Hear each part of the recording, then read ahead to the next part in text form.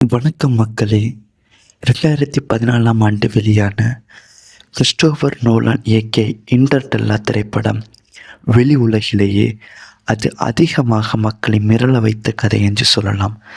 அதில் ஒரு காட்சியில் நாயகன் விண்வெளியில் உள்ள ஒரு கிரகத்தில் வெறும் 1 மணி நேரம் மட்டும் செலவிட்டு பூமிக்கு திரும்புவார். ஆனால் அவர் பூமிக்கு வந்து பார்த்தால் 23 வருடங்கள் கடந்திருக்கும். அவனது மகளும் வயதாகி பாட்டியாகி இருப்பாள். அறிவியலில் இதை டைம் டைலேஷன் என்று சொல்வார்கள். என்பார்கள். அதாவது ஈர்ப்பு விசை அதிகமாக இருக்கும் இடத்தில் காலம் மிக மெதுவாக நகரும்.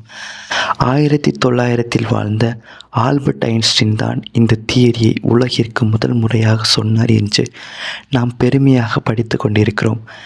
ஆனால் எந்த ஒரு குவாண்டம் ஃபிசிக்ஸும் இல்லாமல், லேபும் இல்லாமல், நாசா விண்வெளி மையமும் இல்லாத பல்லாயிரம் ஆண்டுகளுக்கு முன்பு நம்முடைய முன்னோர்கள், அதாவது நம் தமிழ் இனத்தை சார்ந்த மக்கள், இந்த குவாண்டம் ஃபிசிக்ஸ் தியரியும் இந்த டைம் டைலேஷன் தியரியும் கண்டுபிடித்தார்கள் என்று சொன்னால் நம்புவீர்களா? நமது புராணங்களில் வரும் ககுத்மி என்ற மன்னனின் கதையை எடுத்துக்கொள்ளுங்கள். தன் மகளான ரேவதிக்கு நல்ல வரன் பார்க்க வேண்டும் என்பதற்காக ககுத்மி பிரம்மாவை தேடி பிரம்மலோகம் செல்கிறார்.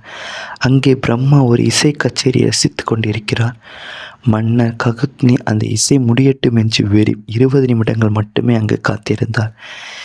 இசை முடிந்தது. பிரம்மாவிடம் தன் மகளுக்கான வரனை கேட்கிறார் ககுத்மி.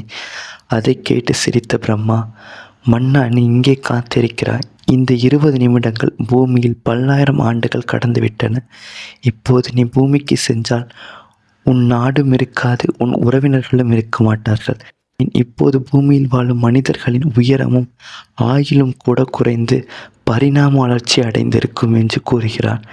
அதிர்ச்சி அடைந்த மன்னர் பூமிக்கு திரும்பி வந்து பார்க்கும்போது பிரம்மர் சொன்னது போலவே பூமியின் காலகட்டம் முழுமையாக மாறியிருந்தது. கொஞ்சம் யோசித்து பாருங்கள்.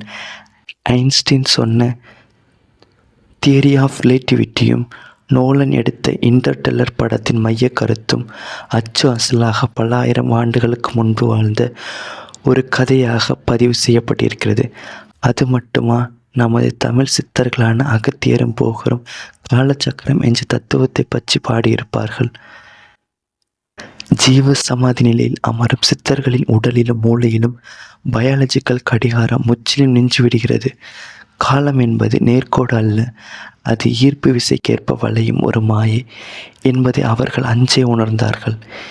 இன்றைக்கு வெளிநாட்டு இயக்குநர்களையும் விஞ்ஞானிகளையும் கொண்டாடுகிறோம். நாம் பல ஆயிரம் வருடங்களுக்கு முன்பே குவாண்டம் அறிவியலை சாதாரண கதைகளாகவும் பாடல்களாகவும் நமக்கு சொல்லிவிட்டு போன நம் முன்னோர்களின் அபாரமான மூளையை கொண்டாட தவறிவிட்டோம்.